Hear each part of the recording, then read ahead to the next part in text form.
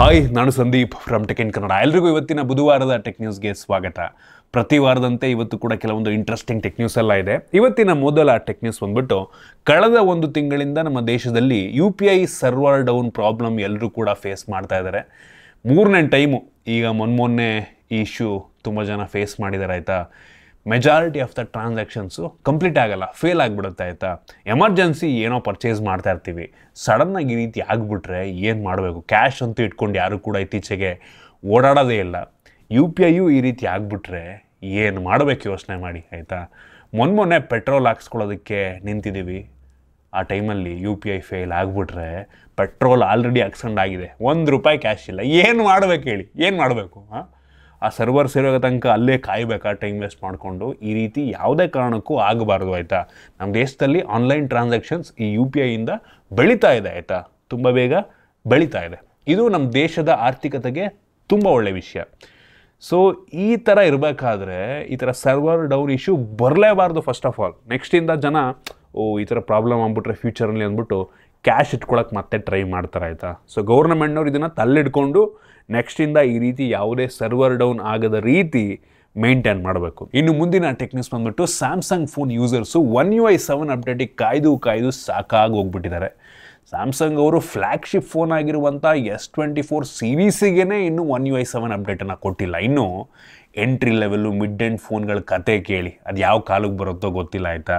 Actually global ಆಗಿ ಮೊನ್ನೆ S24 ಸೀರೀಸಿಗೆ ಈ One UI 7 ಅಪ್ಡೇಟ್ನ ಬಿಟ್ಟರು. ಇಂಡಿಯಾದಲ್ಲಿ ಬಿಟ್ಟಿಲ್ಲ, ಯುರೋಪು, ಕೊರಿಯಾ, ಅಮೆರಿಕಾದಲ್ಲೂ ಕೂಡ ಬಿಟ್ಟರು. ಏನಾಯಿತು, ಸಾಫ್ಟ್ವೇರ್ ಬಿಟ್ಟು ಕೆಲವು ದಿನಗಳಲ್ಲಿ ಅವ್ರಿಗೆ ಗೊತ್ತಾಯಿತು ಅದರಲ್ಲಿ ಏನೋ ಸೀರಿಯಸ್ ಬಗ್ ಇದೆ ಅಂತ ಆಯಿತಾ. ಸೀರಿಯಸ್ ಬಗ್ ಏನೋ ಇತ್ತು ಅಂತ, ಆಟೋಮೆಟಿಕ್ ಫೋನ್ ಅದೇ ಲಾಕ್ ಮಾಡ್ಕೊಳ್ಳುವಂಥ ಏನೋ ಒಂದು ಬಗ್ ಅಂತೆ.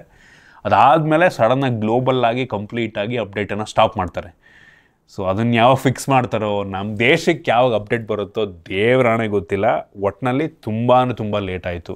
ಬೇರೆ ಬ್ರ್ಯಾಂಡ್ ಫೋನ್ಗಳೆಲ್ಲ Android 15 ಅಪ್ಡೇಟನ್ನು ಆಲ್ರೆಡಿ ಕೊಟ್ಬಿಟ್ಟಿದ್ದಾರೆ. ಸ್ಯಾಮ್ಸಂಗ್ ಅವರು Android 15 ಬಂದು 5-6 ತಿಂಗಳಾದರೂ ಸಹ ಇಲ್ಲಿಯವರೆಗೆ ಯಾವ ಫೋನ್ಗೂ ಸಹ ಅಪ್ಡೇಟನ್ನು ಕೊಟ್ಟಿಲ್ಲ. ಈ ಸ್ಯಾಮ್ಸಂಗ್ ಗ್ಯಾಲಕ್ಸಿ S24 ಅಲ್ಟ್ರಾ ಕಳೆದ ವರ್ಷ ಸ್ಯಾಮ್ಸಂಗಲ್ಲಿ one of the most popular, ಅತಿ ಹೆಚ್ಚು ಸೇಲ್ ಆದಂಥ ಫೋನ್ಗಳಲ್ಲಿ ಟಾಪಲ್ಲಿತ್ತದು ಆಯಿತಾ. ಅವರಿಗೆ ಈ ರೀತಿ ಮಾಡಿದ್ರೆ ತುಂಬ ಕಷ್ಟ ಇದೆ. ಇನ್ನು ಮುಂದಿನ ಟೆಕ್ ನ್ಯೂಸ್ ಬಂದ್ಬಿಟ್ಟು, ಅಮೆರಿಕಾದು ಟ್ಯಾರಿಫ್ ಎಲ್ಲ ಜಾಸ್ತಿ ಆದಮೇಲೆ ಈ PlayStation 5 ಪ್ರೈಸ್ ಕೂಡ 25% ಜಾಸ್ತಿ ಆಗ್ತಾ ಇದೆಯಂತೆ. ಯಾವ ರೀಸನ್ಗೆ ಅಂತ ಗೊತ್ತಿಲ್ಲ ಆಯಿತಾ. ಸೋನಿ ಅವ್ರದ್ದು PlayStation, ಸೋನಿ ಜಪಾನ್ದು, ಏನಕ್ಕೆ ಬೇರೆ ಕಡೆ ಪ್ರೈಸನ್ನು ಹೈಕ್ ಮಾಡ್ತಾ ಇದ್ದಾರೆ ಗೊತ್ತಿಲ್ಲ, ಬಟ್ ನಮ್ಮ ದೇಶದಲ್ಲಿ ಆಗ್ತಾ ಇಲ್ಲ. So middle is to, Europe, Africa, Australia, New Zealand ಈ ದೇಶಗಳಲ್ಲಿ 25% PS5 ಪ್ರೈಸ್ ಜಾಸ್ತಿ ಆಗುತ್ತಂತೆ. ಐ ಹೋಪ್ ನಮ್ಮ ದೇಶದಲ್ಲಿ ಆಗಲ್ಲ ಅಂತ ಅಂದ್ಕೊಳ್ಳೋಣ. ಇನ್ನು ಮುಂದಿನ ಟೆಕ್ ನ್ಯೂಸ್ ಬಂದ್ಬಿಟ್ಟು, ಎಲಾನ್ ಮಸ್ಕ್ ಅವರು ಒಂದು ಟ್ವೀಟನ್ನು ಮಾಡಿದ್ದಾರೆ.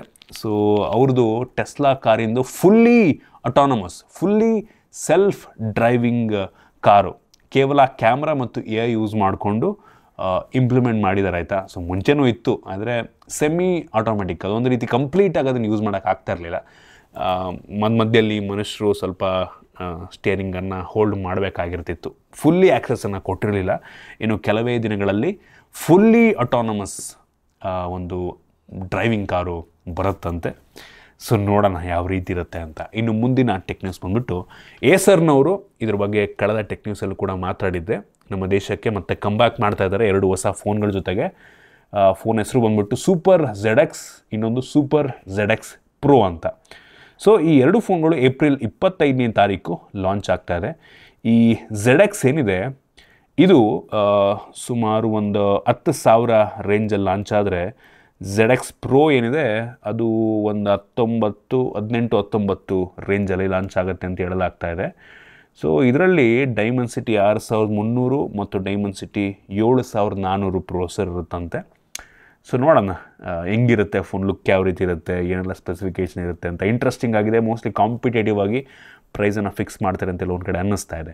ಇನ್ನು ಮುಂದಿನ ಟೆಕ್ ನ್ಯೂಸ್ ಬಂದುಬಿಟ್ಟು, ಹಾನರ್ ಅವರು ಚೈನಾದಲ್ಲಿ ಒಂದು ಫೋನ್ ಲಾಂಚ್ ಮಾಡಿದ್ದಾರೆ ಆಯಿತಾ, ಹಾನರ್ ಪವರ್ ಅಂತ. ಇದರಲ್ಲಿ ಸ್ನ್ಯಾಪ್ಡ್ರ್ಯಾಗನ್ 7 Gen 3 ಪ್ರೊಸೆಸರ್ ಇರುತ್ತೆ. ಇಂಟ್ರೆಸ್ಟಿಂಗ್ ಅನಿಸಿದ್ದು, ಈ ಫೋನಲ್ಲಿ 8000 mAh ಕೆಪಾಸಿಟಿ ಬ್ಯಾಟ್ರಿ. 8000, ಯಪ್ಪಾ ದೇವರೇ, ಎಷ್ಟು ಬ್ಯಾಟ್ರಿ ಬ್ಯಾಕಪ್ ಬರ್ಬೋದು? ಅಥವಾ ಬರೀ ಹಾರ್ಡ್ವೇರ್ ಇಂಪ್ರೂವ್ಮೆಂಟ್ ಆಗುತ್ತಾ? 2 ದಿನ ಬ್ಯಾಟ್ರಿ ಬ್ಯಾಕಪ್ ಬಂದುಬಿಟ್ರೆ ಒಂದು ಸ್ಮಾರ್ಟ್ಫೋನು ಹೆಂಗಿರುತ್ತೆ ಯೋಚನೆ ಮಾಡ್ಕೊಳ್ಳಿ ಆಯಿತಾ. ಈಗ ಸದ್ಯಕ್ಕೆ ಏನಾಗುತ್ತೆ ಅಂದರೆ, ಹಾರ್ಡ್ವೇರ್ ಜಾಸ್ತಿ ಅಂದರೆ 5G ಯೂಸ್ ಮಾಡ್ತೀವಿ ಅಂದರೆ ಬ್ಯಾಟ್ರಿ ಕಿತ್ಕೊಂಡು ಹೋಗ್ಬಿಡುತ್ತೆ. ಸೊ ಗೊತ್ತಿಲ್ಲ, 2 ದಿನ ಬ್ಯಾಟ್ರಿ ಬ್ಯಾಕಪ್ ಬರೋ ಥರ ಫೋನ್ಗಳು ಬರಬೇಕು ನೆಕ್ಸ್ಟಿಂದ ಸ್ಮಾರ್ಟ್ಫೋನಲ್ಲಿ. ಇಂಟ್ರೆಸ್ಟಿಂಗ್ ಗುರು. 8,000 mAh ಕೆಪಾಸಿಟಿ. ನೆಕ್ಸ್ಟ್ ಮೋಸ್ಟ್ಲಿ ಇನ್ನೊಂದು 2 ವರ್ಷದಲ್ಲಿ 10,000 mAh ಕೆಪಾಸಿಟಿ ಬ್ಯಾಟ್ರಿ ಫೋನ್ನು ಕೂಡ ನಾವು ನೋಡ್ತೀವಿ ಅಂತೆಲ್ಲೋ ಒಂದು ಕಡೆ ಅನ್ನಿಸ್ತಾ ಇದೆ. ಇನ್ನು ಮುಂದಿನ ಟೆಕ್ ನ್ಯೂಸ್ ಬಂದುಬಿಟ್ಟು, ಗೂಗಲ್ನವರು ಆ್ಯಂಡ್ರಾಯ್ಡ್ಗೆ ಒಂದು ಹೊಸ ಸೆಕ್ಯೂರಿಟಿ ಫೀಚರ್ನ ತೊಗೊಂಬರ್ತಾ ಇದ್ದಾರೆ. ಏನಪ್ಪ ಅಂತ ಅಂದರೆ, ನೀವೇನಾದರೂ ನಿಮ್ಮ ಆ್ಯಂಡ್ರಾಯ್ಡ್ ಫೋನ್ನ 3 ದಿನ ಯೂಸ್ ಮಾಡಿಲ್ಲ ಅಂದರೆ, 3 ದಿನ ಇದ್ದಿದ್ದ ಜಾಗದಲ್ಲಿ ಒಂದು ಕಡೆ ಇದೆ ಅಂತ ಅಂದರೆ ಅದು ಆಟೋಮೆಟಿಕ್ಕಾಗಿ ರೀಸ್ಟಾರ್ಟ್ ಆಗುತ್ತಂತೆ. ಸೊ ಏನಕ್ಕೆ ಈ ರೀತಿ ಮಾಡ್ತಾ ಇದ್ದಾರೆ ಅಂತ ಅಂದರೆ, ನಾರ್ಮಲಿ ನಾವು ಪ್ರತಿ ಸಲ ಆನ್ ಆಗಿರುವಂಥ ಫೋನ್ ಅನ್ಲಾಕ್ ಮಾಡಬೇಕು ಅಂದರೆ ಜಸ್ಟ್ ಫೇಸ್ ಅನ್ಲಾಕೋ ಫಿಂಗರ್ ಪ್ರಿಂಟು ಅಥವಾ ಒಂದು ಸಲ ಅನ್ಲಾಕ್ ಮಾಡಬೇಕಷ್ಟೇ, ಆಯಿತಾ. ಸೊ ಏನಾಗುತ್ತೆ, ಈ ರೀಸ್ಟಾರ್ಟ್ ಆದಾಗ ನಮಗೆ ಪ್ಯಾಟ್ರನ್ ಕೇಳುತ್ತೆ, ಆಯಿತಾ. ಸೊ ಈ ಆಲ್ರೆಡಿ ರೀಸ್ಟಾರ್ಟ್ ಆಗಿರುವಂಥ ಫೋನ್ಗೆ ಪ್ಯಾಟ್ರನ್ ಕೇಳಲ್ಲ, ಡೈರೆಕ್ಟಾಗಿ ನಾವು ಫಿಂಗರ್ ಪ್ರಿಂಟು ಫೇಸ್ ಅನ್ಲಾಕ್ ಮಾಡಿಬಿಡ್ಬೋದು. ಬಟ್ ಇದರಲ್ಲಿ ಹೆಂಗೆ ಅಂತ ಅಂದರೆ, ನಿಮ್ಮೊಂದು ಫಿಂಗರ್ ಪ್ರಿಂಟ್ ಇದ್ದರೂ ನೀವು ಪ್ಯಾಟ್ರನ್ ಹಾಕಲೇಬೇಕು, ಪ್ಯಾಟ್ರನ್ ಅಥವಾ ನಿಮ್ಮ ಪಾಸ್ವರ್ಡ್ ಹಾಕಲೇಬೇಕು.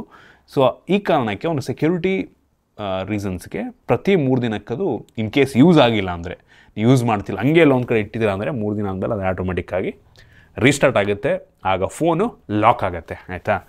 So interesting feature. ಇನ್ನು ಮುಂದಿನ ಟೆಕ್ ನ್ಯೂಸ್ ಬಂದುಬಿಟ್ಟು, ಫೋಲ್ಡಬಲ್ ಐಫೋನ್ ಏನು ಬರುತ್ತೆ ಅಂತ ಹೇಳೋದಾಗ್ತಾ ಇದೆ. ಅದರಲ್ಲಿ ಅಂಡರ್ ಡಿಸ್ಪ್ಲೇ ಕ್ಯಾಮ್ರಾ ಇರುತ್ತಂತೆ.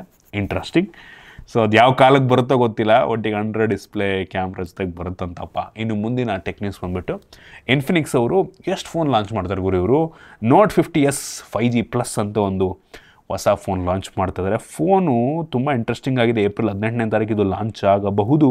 ಇದರಲ್ಲಿ ಡೈಮೆನ್ಸಿಟಿ 7300 5G ಪ್ರೊಸೆಸರ್, 7 ಲಕ್ಷ ಅಂತದ್ದು ಸ್ಕೋರ್ ಕೊಡುತ್ತಂತೆ, 90 FPS ಗೇಮ್ ಪ್ಲೇ ಸಪೋರ್ಟ್ ಎಲ್ಲ ಇದೆಯಂತೆ.